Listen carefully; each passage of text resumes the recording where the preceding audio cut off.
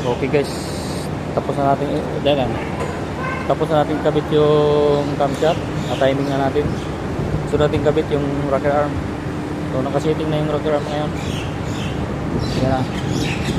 Same pa rin yung aking partner, si Sir Roel. Hello. Hi sir. Oh, followers, please follow naman. Help my ginagawa. Tulong ng konti. Maraming salamat po. Ito. Okay, higpitan na natin to.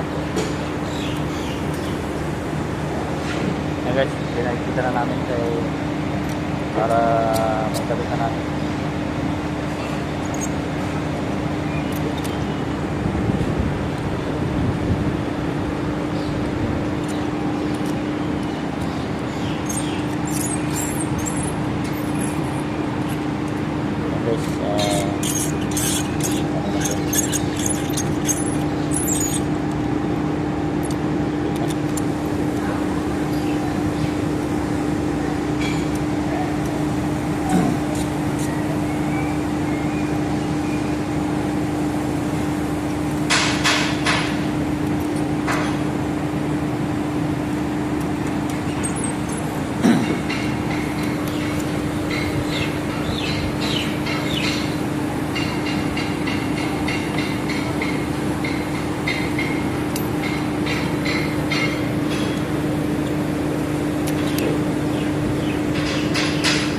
Okay, final na natin guys.